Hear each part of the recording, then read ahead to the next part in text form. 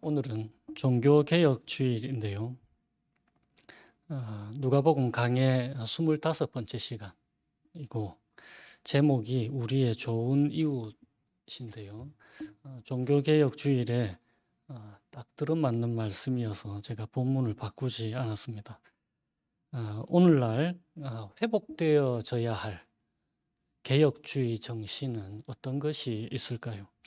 종교개혁 당시나 지금이나 무엇으로 구원 얻을 수 있는가 혹은 구원받은 자의 삶이 어떠한 모습인가라는 질문에 대한 답이 아닐까 생각하는데요.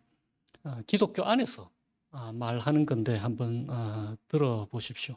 한쪽 극단에서는 아주 이쪽 극단에서는 그리스도인이라고 하는 우리가 우리의 힘으로 열심을 내서 선한 일을 해야 한다. 그러니까 구원받았으니까 선한 일을 우리 힘으로 열심을 내서 해야 한다.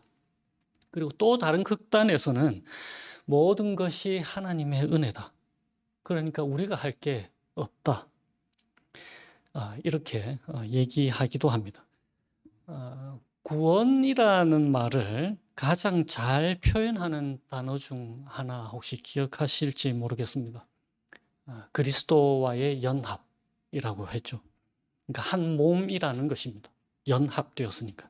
그래서 성령이 우리 안에 계시고 그래서 우리의 마음과 생각이 성령 하나님으로 인해서 변화된 것입니다. 그것이 구원이죠. 그리고 단지 변화뿐만이 아니고 우리의 마음과 생각이 그분의 마음과 생각으로 충만한 것입니다.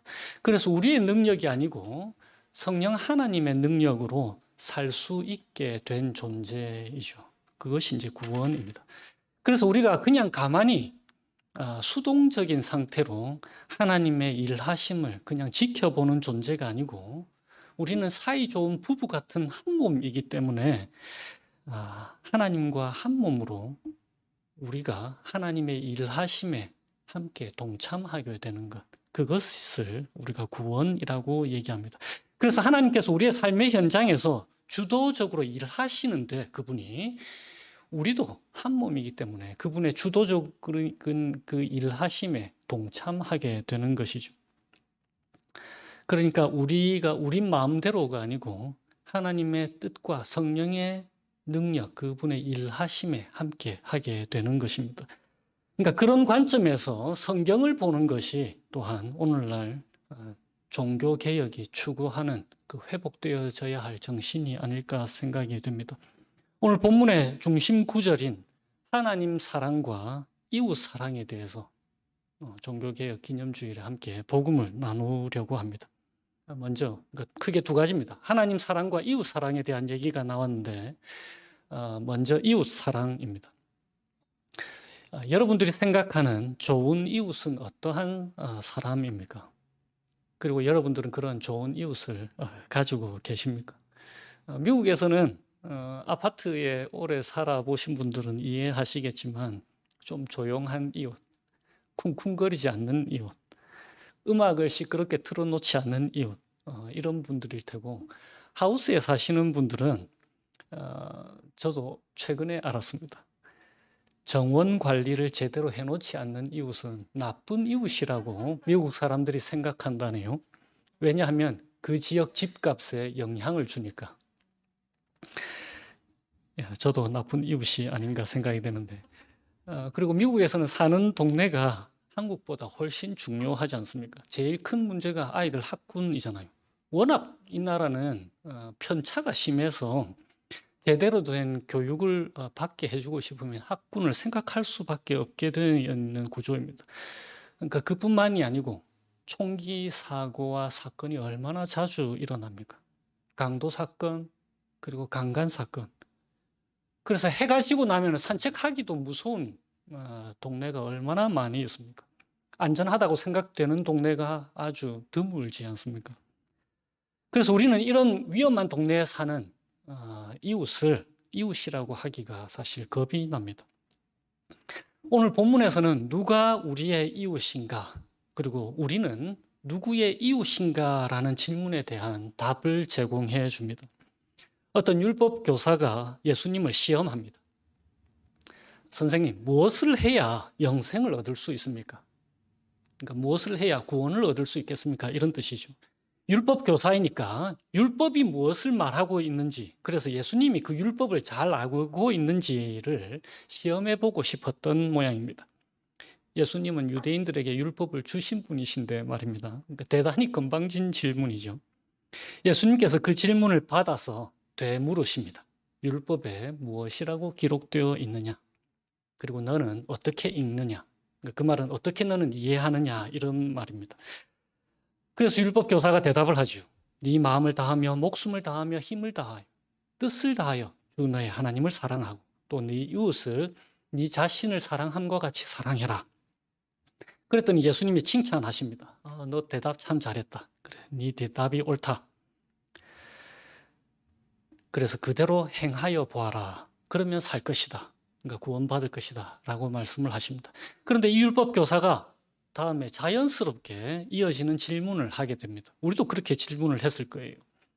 하나님은 유일하신 분이시니까 하나님 사랑하라는 말은 이해가 되잖아요. 그분 사랑하면 된다. 근데 이웃을 사랑하라니까 다 자연스럽게 그럼 이웃이 누구입니까? 라는 질문을 하게 되는 겁니다. 누구를까 사랑해야 될 이웃입니까? 라고 질문을 합니다. 그런데 이 율법 교사한테는 마음속에 어떠한 의도가 있었습니다. 29절을 한번 보십시오. 이 질문을 한 목적이 있습니다. 29절에 그 사람이 자기를 옳게 보이려고 예수님께 여쭙는 것입니다. 내 이웃이 누구입니까? 자기를 옳게 보이려고라는 뜻은 자기를 정당화하기 위해서라는 뜻입니다. 그러니까 사랑에 대한 책임의 한계를 정해놔서 그 자신이 그 책임을 잘 감당하고 있다라는 걸 보이기 위해서입니다. 정당화하기 위해서.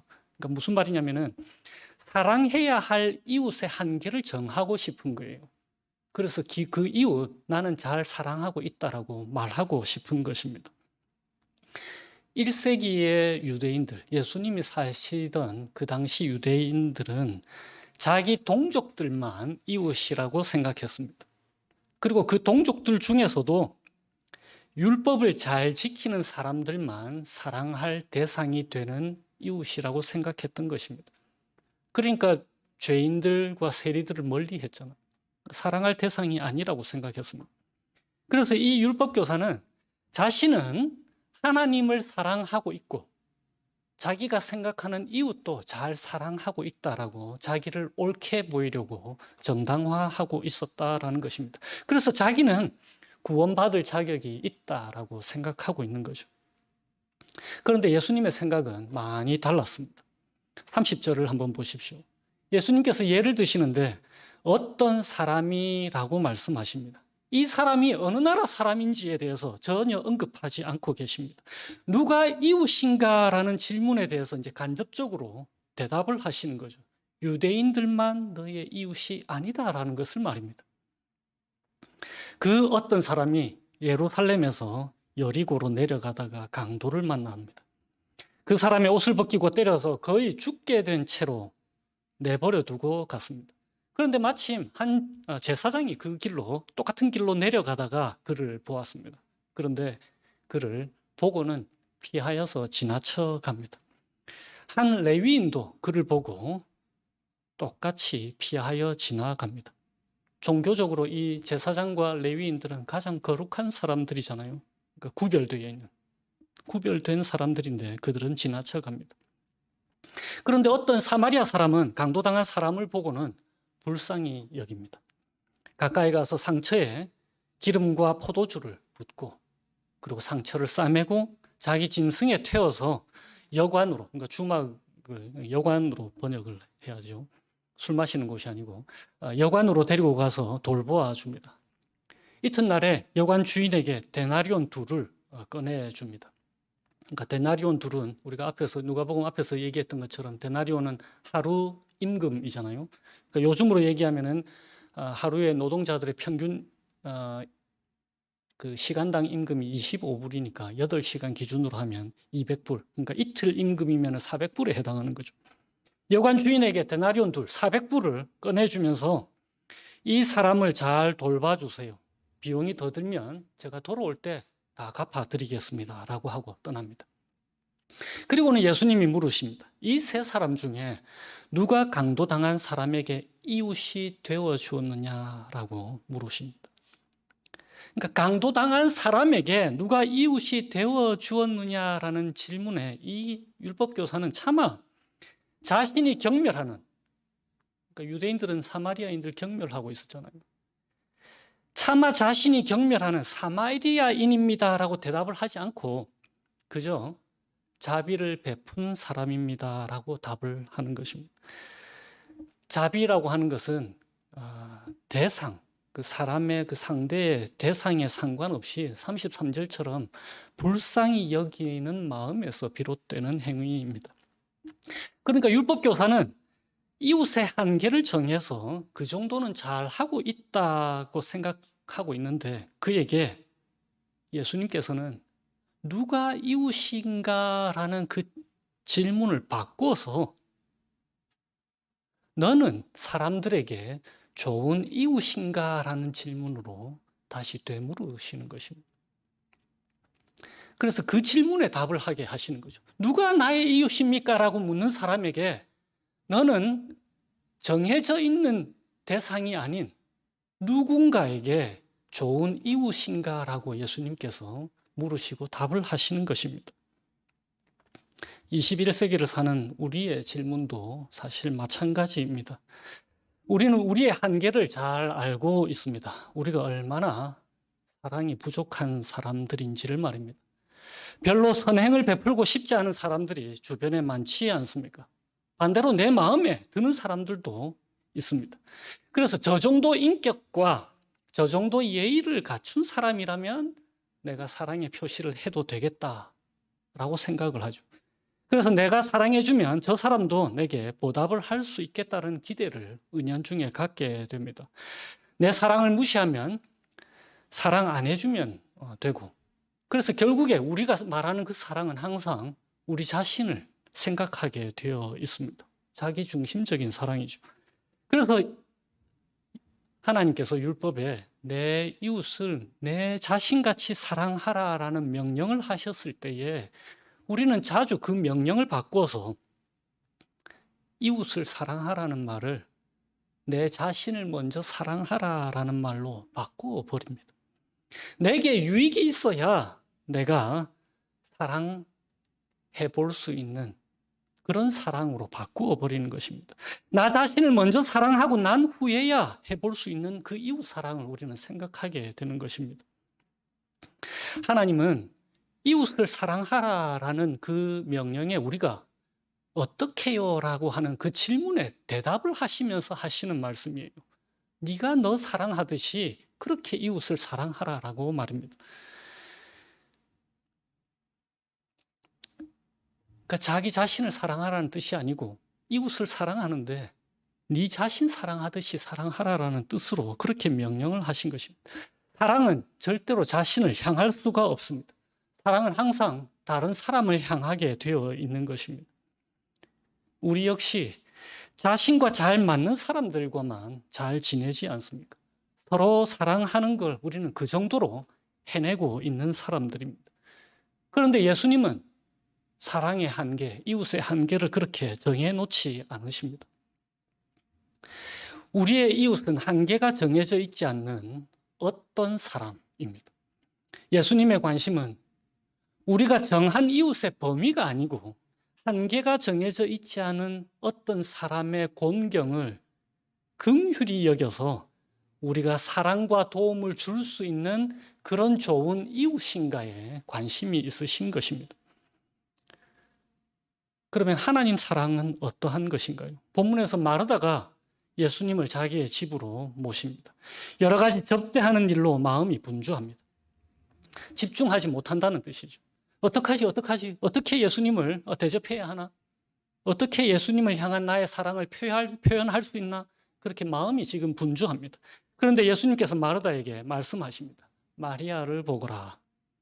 39절에 이렇게 말씀하시죠. 그에게 마리아라 하는 동생이 있어 주의 발치에 앉아 그의 말씀을 듣더니 누가복음 지금까지 해왔던 거 기억이 나시는가요? 그의 말씀을 듣더니 누가복음 6장에 예수님께서 이렇게 말씀하셨습니다. 너희는 나를 불러 주여 주여 하면서도 어찌하여 내가 말하는 것을 행하지 아니하느냐. 8장에도 말씀을 듣고 지키어 인내로 결실하는 자가 하나님 자녀다. 8장 21절에는 하나님의 말씀을 듣고 행하는 이 사람들이 나의 가족들이다라고 예수님께서 말씀하셨습니다. 9장에서도 아무든지 나를 따라오려거든 반드시 자기를 부인하고 날마다 제 십자가를 지고 나를 따를 것이니라. 예수님의 말씀을 듣고 따르는 것을 말씀하시죠. 여러 가지로 분주한 마르다처럼 내 생각대로 주님을 사랑하는 것이 아니고 마리아의 모습처럼 주님이 무슨 말씀을 하시는가에 전심을 쏟아서 그 주님 말씀 따라 사는 것, 그것을 하나님 사랑하는 것이다 라고 예수님께서 말씀하시는 것입니다. 마찬가지로 이웃 사랑도 내가 이웃의 범위와 한계를 정해서 내 생각대로 사랑하는 것이 아니고 주님이 말씀하신 대로 주님의 뜻을 따라서 이웃을 사랑하는 것, 그 한계가 정해져 있지 않은 이웃을 사랑하는 것이 바로 하나님 사랑, 이웃 사랑이라는 뜻입니다. 우리가 하나님의 말씀을 축소시켜서 우리 마음대로, 그러니까 누가복음의 표현대로 하면은 자기를 부인하지 않고 우리 마음대로 우리의 이웃의 한계를 정해서 우리가 이 정도의 이웃은 사랑에 범직하다라고, 그 정도의 율법은 지킬 수 있음직하다고 생각하게 하는 것은 절대로 복음이 아닙니다. 그것은 율법으로 구원을 얻으려고 하는 것과 같은 것입니다. 우리가 그 정도의 사랑에 머무는 것은 오늘 율법교사처럼 29절에 자신을 옳게 보이려고 우리 자신을 정당화시키는 것입니다. 내가 이 정도는 의롭다고 말하는 것, 그것이 바로 다름 아닌 율법을 행함으로 구원을 얻으려고 하는 것과 같은 것입니다. 종교개혁이 거기에서 일어난 거잖아요. 우리가 그 정도는 해낼 수 있다라고 생각하게 하는 것. 우리 힘으로는 어느 누구도 하나님을 사랑할 수가 없습니다. 우리 힘으로는 어느 누구도 이웃을 절대로 사랑할 수가 없습니다. 우리는 우리 자신을 더 사랑하는 이기적인 사람들입니다. 그런 성품을 태어나면서부터 받았기 때문에 고칠 수가 없는 사람들입니다. 그런데 바로 여기에 하나님이 주시는 복음이 있습니다. 우리가 할 수 없는 것을 우리의 주님께서 대신 해내신 것입니다. 예수님이 비유를 드신 오늘 본문의 선한 사마리아인이 누구를 가리키는 것일까요? 예수님이 우리에게 너도 선한 사마리아인처럼 하라고 말씀하시는 것일까요? 본문의 선한 사마리아인은 완전한 이웃이신, 완전히 좋은 이웃이신 우리 주님을 가리키고 있는 것입니다. 우리 대신 우리의 좋은 이웃이 되어주신 예수님이 우리의 복음인 것을 우리에게 예수님이 친히 말씀해 주시는 것입니다. 31절과 32절을 한번 보십시오. 마침 한 제사장이 그 길로 내려가다가 그를 보고 피하여 지나가고 또 이와 같이 한 레위인도 그곳에 이르러 그를 보고 피하여 지나가되, 우리는 공경에 처한 사람, 얽히기 싫어서 못 본 척 피하여 지나가는 데 익숙한 사람들입니다. 그런데 우리 주님이 어떤 분이십니까? 본문에 나온 단어들을 사용해서 제가 말해 보겠습니다. 우리의 처지는 본문에서 강도 만난 그 사람에게 강도짓한, 그 강도보다 더한 사탄에게 강도짓을 당한 사람들이 바로 우리 자신들입니다. 사탄이라는 강도가 우리의 옷을 벗기고 때려서 거의 죽게 된 채로 내버려 두고 갔습니다.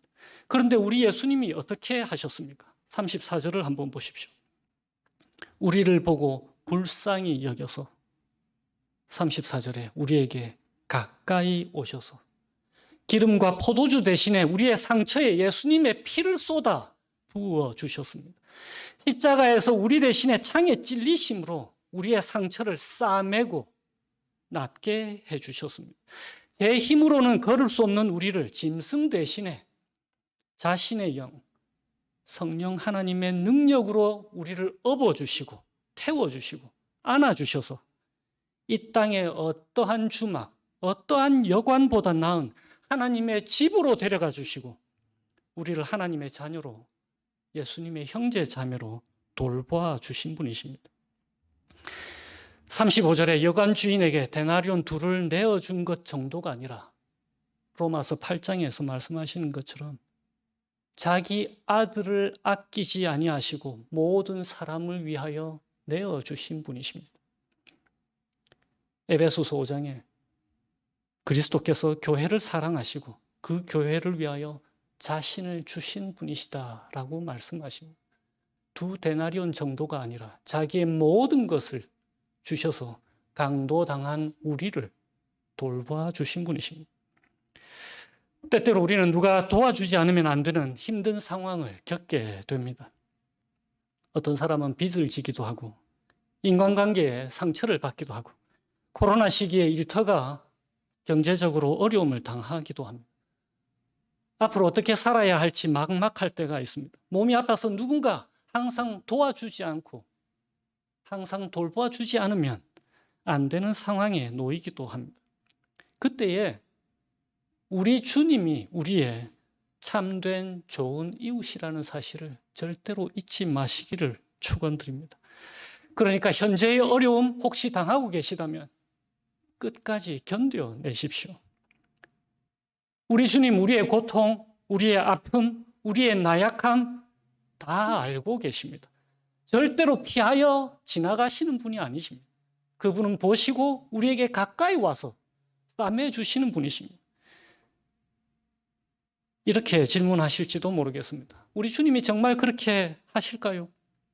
제가 주님의 사랑받기에 합당할 그 자격이 있을까요?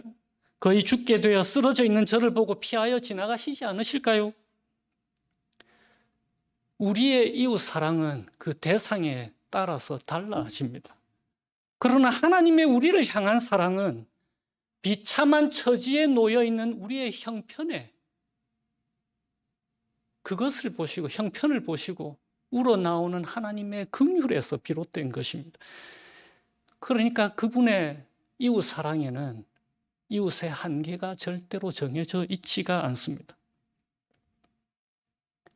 우리가 하나님의 형상을 닮은 인간이기 때문에 하나님은 우리를 그저 사랑하시는 분이십니다. 우리 누구에게나 예수님이 좋은 이웃이 되어주신다라는 것입니다.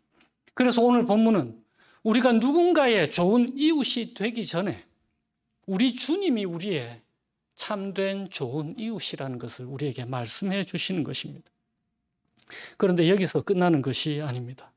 선한 사마리아인 비유는 1차적으로는 우리의 완전하신 좋은 이웃, 예수님을 우리에게 보라고 가르쳐 주는 것입니다. 그리고는 2차적인 의미에서 우리가 그리스도 예수의 영으로, 다시 강조합니다. 우리는 구원받은 백성이잖아요. 그분과 연합된 사람들입니다.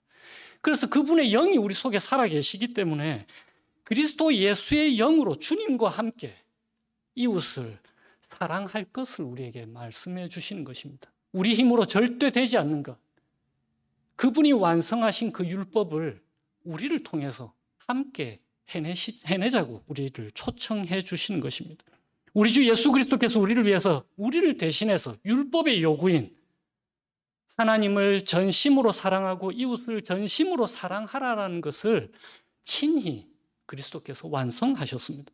그래서 그 완성하신 것이 이제 우리의 것이 된 것이에요. 우리 주님이 우리의 참다운 좋은 이웃이 되어주심으로써 그리스도의 영이 우리 안에 거하게 된 것입니다. 우리의 능력으로 할 수 없는 것을 우리를 통해서 성령께서 하심으로써 우리가 하나님의 외아들이신 예수님과 연합된 하나님의 아들과 딸로 예수님 형상으로 살아갈 수 있게 해 주신 것입니다. 예수님이 세상을 살아가는 강도 만난 사람들의 좋은 이웃인 것을 우리를 통해서 세상에 드러내기를 원하시는 것입니다. 그 구원 사역에 하나님께서 우리를 초대해 주시는 것입니다. 사탄은 세상 사람들을 내버려 두고 가버렸습니다.